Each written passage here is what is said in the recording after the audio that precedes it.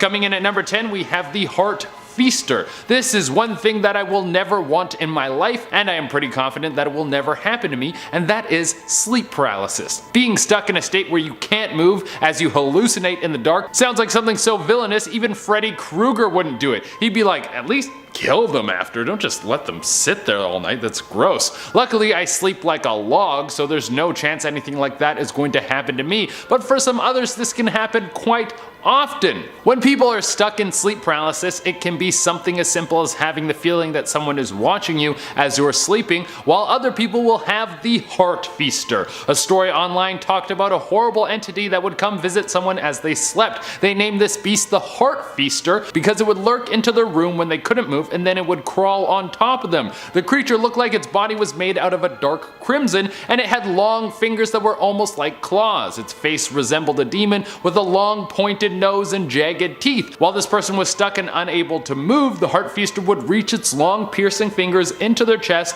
and pull out their heart and start eating it in front of them. Wow. Number 9. Walking alone. One night Amanda was walking home alone after work.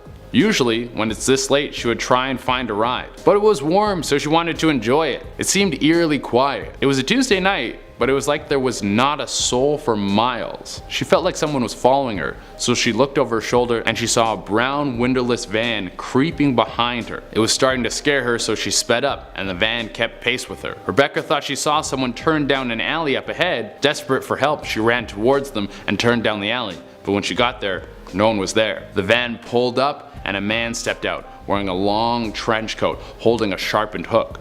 Rebecca sprinted down the alleyway, only to reach a dead end. The man was getting closer, and she started screaming, "Please, no." Just then, a man about 10 feet away popped out a window. He started to yell, "Are you okay?" This scared off the hook-wielding man, and he ran into the night. Rebecca sat there crying for a few minutes before she contacted the police. The man was never found. Number 8.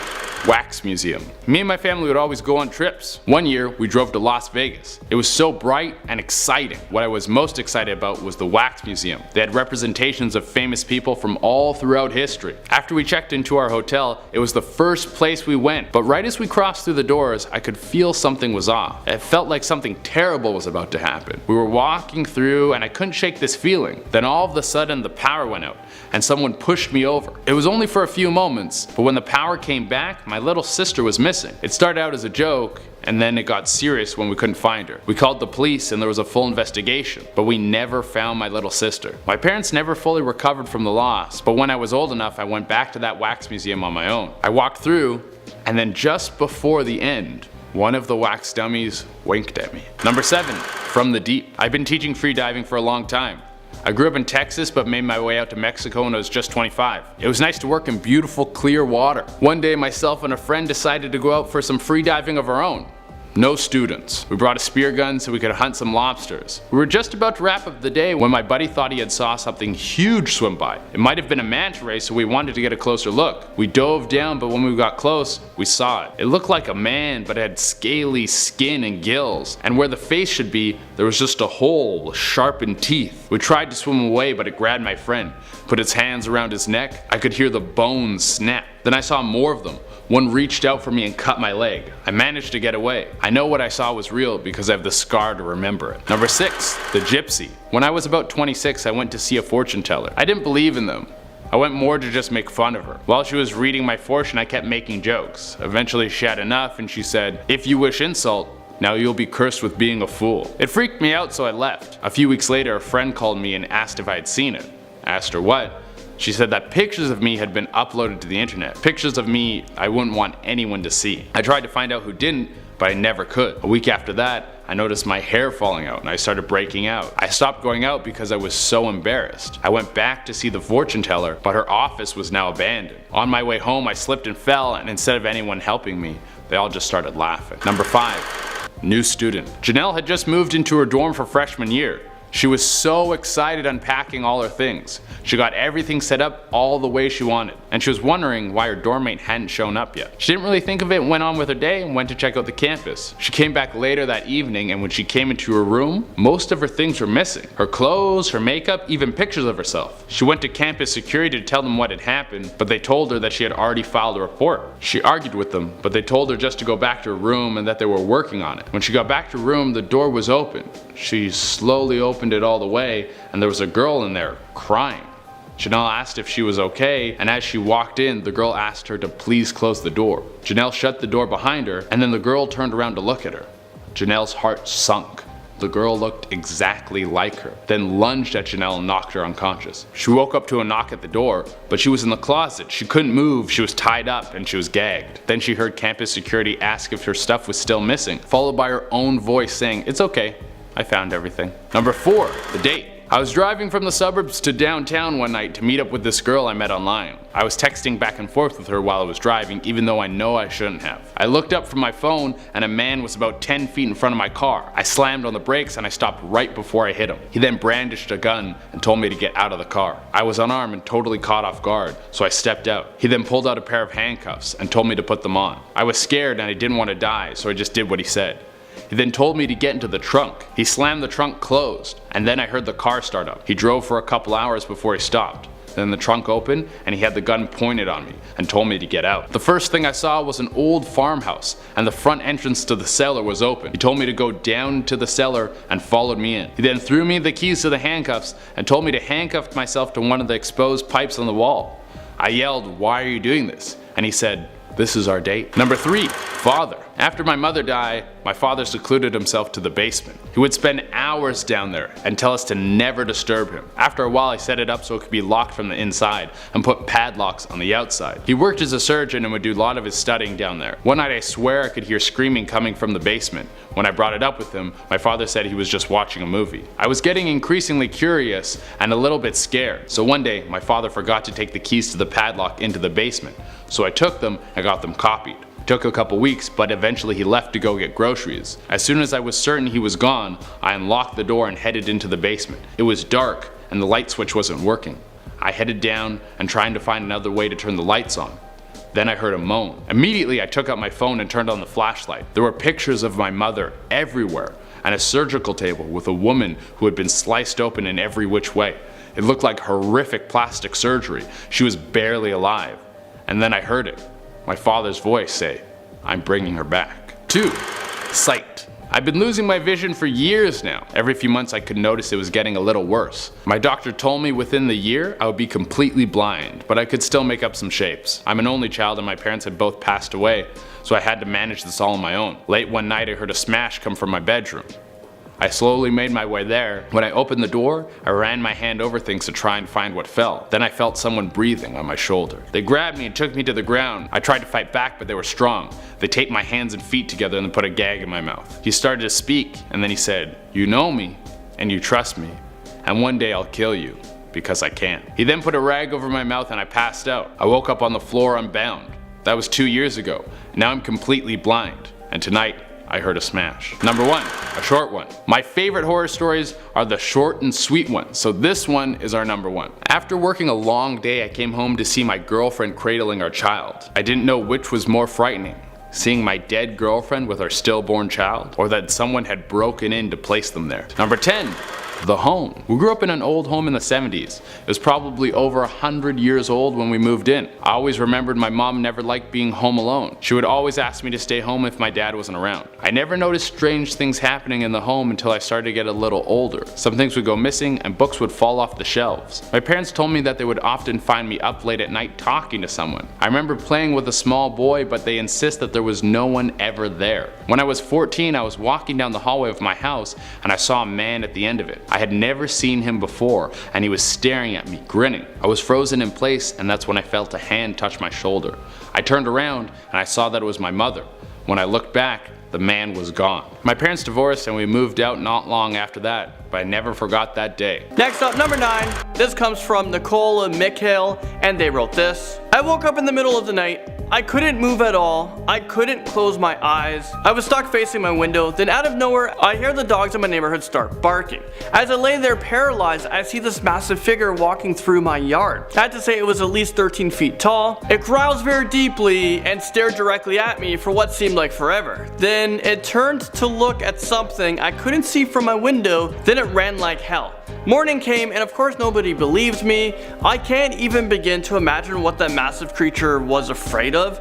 True story. I'm pretty sure you saw Slenderman from your window, and I believe you. I would for sure be paralyzed and unable to move as well. Or maybe it was that serial killer from the first story we talked about in at number 10. Number 8, where the heck did Annabella go? This next story comes from V Cook, #1 fan, and they wrote this. When I was 6 years old, I had a little sister named Annabella. She would always come in my room and say, "Do you want to play with me?" And I would always say, "Why not?" and go with her. But then one day I had a lot of homework and she came and asked again. Well, this was the first time I have said no to her. She then started to repeat it over and over until I blacked out, and then I just woke up in my bed and didn't see her. So I asked my parents about where Annabella went, and they said I was the only child. I absolutely love this story, although I don't know if it's actually a real story. I mean, it's plausible, because why not? Maybe this person has lived their whole life thinking that she had a sister, but then later in life she found out that she actually doesn't have a sister and she's the only sibling. But you know what? Great job, great twist to the story for sure. Alright, moving on, number 7,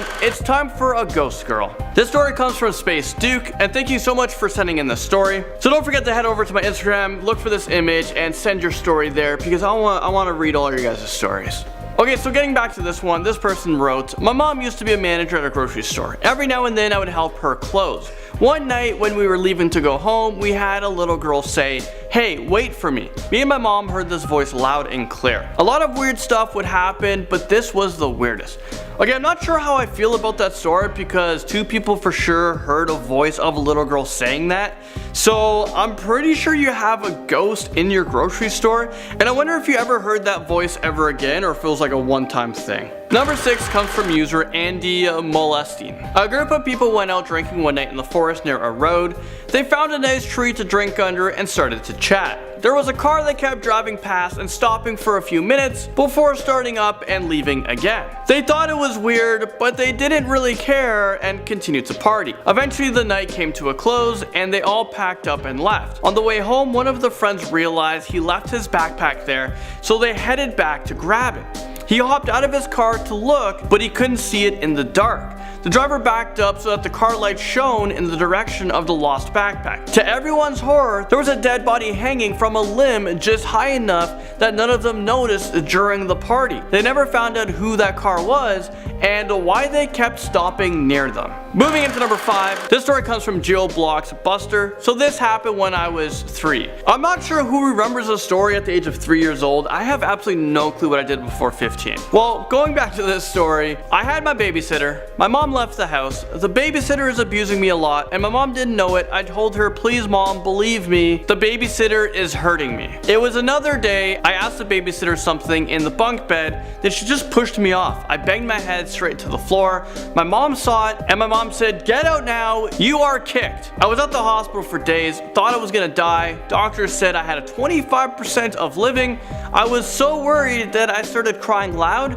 I thought I was gone. I felt my world was broke into fractions. I thought I would have a short life. My day was bad until my mom left at the hospital. When the doctor came to see, she said, "I'm lucky I will survive." My eyes bursted into tears. My mom was crying of happiness. We were lucky that I made it. Is this real life right now? What a horrible babysitter. You only hear about these things in the news and you had to go through it. So unfortunate. Sorry for that. But I'm so glad you're okay. And I wonder whatever happened to that babysitter. Like, did they get arrested or what? Now at number 4, this story comes from a Ravenclaw is me plays, and they wrote this. A haunted hotel I was younger. I was about 7 or 8 years old. My parents, sister, 2 brothers, and my girlfriend went to a place. But here is the part. We did not know that the hotel was haunted, so we slept there for 3 days.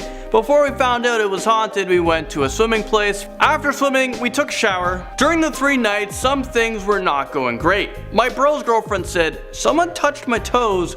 Who did it?"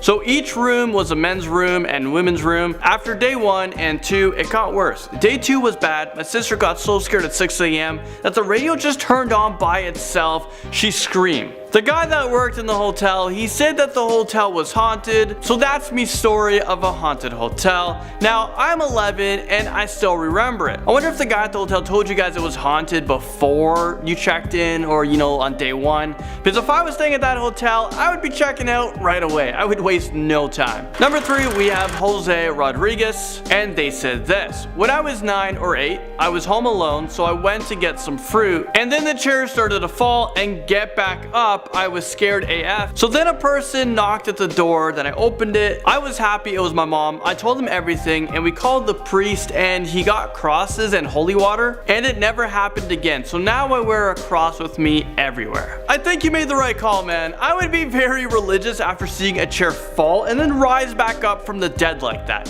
I would never take off that cross no matter what. Moving into number 2, we have a JDS39 #2, because why not? And they said, T-Series. Okay, that would be a very scary story, but all jokes aside, we actually have this next story. Nobody is gonna believe me, but one day I actually saw a ghost through the window, and when I randomly shook my head, the ghost nodded its head. Ghosts are real. Is this real life right now? If you are telling a true story, I would simply freak out and might check myself into an institution, one of those crazy places, and then I would be a crazy person spending the rest of my life trying to convince people that ghosts are real. Finally, number 1, we have Hyper Adventures, and they wrote this. This is a true story that actually happened. So one day I stayed at home by myself, but I'm always used to being by myself because I'm a lone wolf. So I live in a small town with lots of windows. I hear banging, so I grabbed my broom, took off the stick, grabbed duct tape and 2 huge machetes and made a spare. But it was about midnight and usually no one knocks at that time, so I could tell something's up. I also put on my backpack in case it wasn't safe, and I had to flee the house. I hid in the kitchen for a while until the door banged open. 3 men wearing hockey masks and black suits barged in with bloody hands. I broke the window from the kitchen and sprinted as fast as I could so I can get to the nearest shelter because it was raining. So I stayed at a Burger King. I got hungry, and my grandfather always gives me emergency money, and I always saved it up, so I used $10 to get a meal.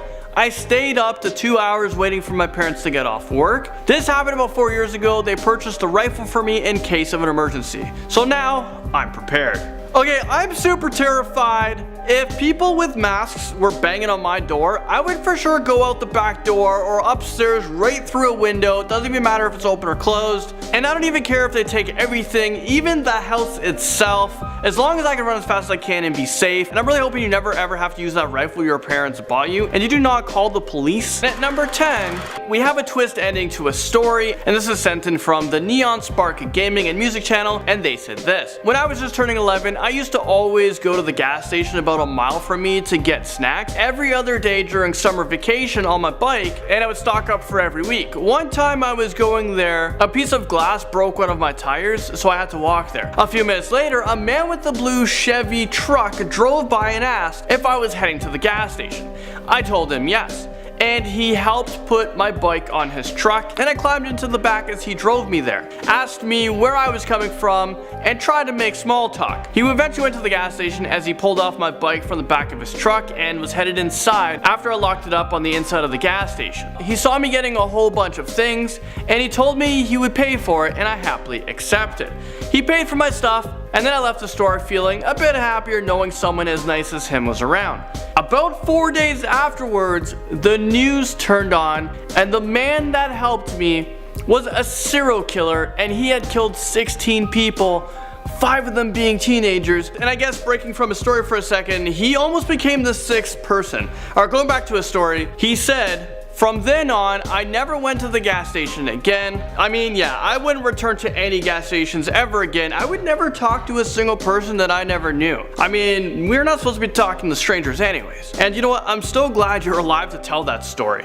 At number 9 we have the Stalker. This next story was told by a young boy who grew up in a very old house. He said strange creaking noises coming from all over the home at any time of night was very common, but what wasn't common was something called the Stalker. Every now and again he would see something out of the corner of his eye. He wouldn't think that it was anything and he would just go on about his business. That was until he saw it. It was something he called the Stalker. He said it looked like the girl from The Ring, but it was on all fours. When he looked at it, the Stalker just stayed in one spot for what felt like an eternity. The ghost was locked in one spot until it scampered into another room. He told his parents about it, but he brushed it off and said it was a dream. However, our writer was certain that it happened because he went to investigate the spot where the Stalker was, and there were 2 wet handprints on the floor. At number 8 we have a short one. Some of my favorite ghost stories are the short ones. It's impressive what you can do with a few sentences. This one goes like this. I awoke to the baby monitor crackling with a voice comforting my firstborn. As I adjusted to my new position, my arm brushed my wife sleeping next to me. Ooh, that is creepy.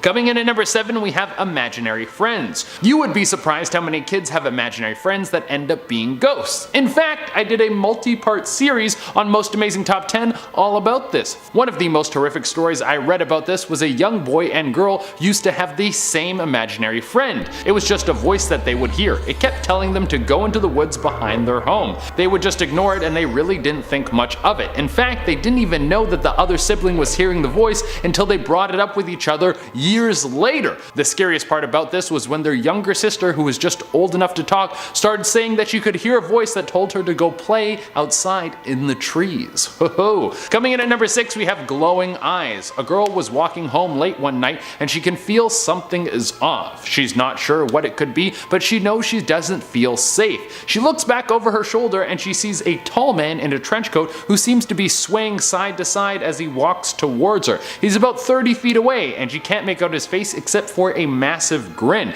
This is obviously extremely frightening, so this young lady starts to move quickly, but it seems no matter how fast she moves, he keeps gaining on her. Eventually, she starts running and she can hear laughter start to come from behind her. She's now sprinting and looks back over her shoulder to see how close this man is, and the last thing she sees is the man right behind her with his massive eyes that are glowing red. Coming in at number 5 we have grave robbers. This is a pretty famous story about 2 young boys who wanted to give a scare to their friends. Now, is this story true or is it just an urban legend? It's hard to tell. Apparently there were 2 kids who loved to play pranks on people. One day they decided they wanted to play the ultimate prank by digging up a dead body and scaring their friends with it. So they went to the local graveyard in the middle of the night and they started digging. When they finally worked their way down to the body, they started cheering in excitement. The people living nearby heard the noises and they thought that the dead were rising from their graves. They ran and attacked the 2 boys, mistaking them for zombies. They were both killed and now their ghosts haunt the graveyard. Coming at number 4 we have voodoo priestesses of New Orleans. New Orleans has a long history of voodoo, and apparently there are people who live out in the bayou who have found a way to communicate with the dead. They will talk to the spirits of the dead who have been left to walk the earth without anyone to listen to them. Because these voodoo practitioners have spent the time learning how to talk to spirits, they can command power over them. They can use the dark magic of the dead to cast spells on people, bringing them misfortune. That really sounds like it sucks. Coming at number 3 we have another short one. Alright, we have room for one more short scary ghost story before I hit you with the top 2. I think this one might be my favorite short ghost story of all time, and it goes like this. My daughter won't stop crying and screaming in the middle of the night. I visit her grave and ask her to stop, but it doesn't help. Oh, that gives me goosebumps. Coming in at number 2 we have My Friend in the Basement. A young girl who is about 5 years old moves into a new home with her mom. The 2 of them love the place, but the mother notices something strange about her daughter. She spends a lot of time in the basement, talking and laughing like there's someone there. Sometimes she'll walk down to check on her to see who she's talking to, and every time there's no one there. One day her daughter comes back upstairs with a bite mark on her arm, and her daughter says, "Richard bit me." Her mom tells her that she is not allowed to play in the basement anymore. Then that night something attacks her daughter in her bed. The mother rushes in the room when she hears the poor daughter screaming. When she finds her daughter, she's still alive, but she has scratch marks all over her body. The next morning the two of them leave the home, never to return. And at the number 1 spot we have the taps. Something that ghosts love to do is turn on the taps and jack up your water bill. If you go online and search for this, you will find countless stories of ghosts who love to mess around with the water. This one was pulled off of Reddit, and it was about a young girl who was living alone, and she was often woken up by the sounds of running water. At first she thought that maybe she forgot to turn off the taps, but it started happening so frequently that she assumed that she was sleepwalking. But then it started happening when she wasn't home. Terrified that someone was breaking into her house when she wasn't there, she called the police. They came to check out the place, but they couldn't find anything. So her next best move was to set up cameras and spend the night at a friend's house. Then she saw it, the taps in the home turning on by themselves. Now it's time to go down the spiritual route and have someone come in and fix the ghost problem. A medium came through to contact the ghost, and it turns out there was a body of a girl who had been drowned in a tub that was in the home, who had been buried under the house. That is spooky.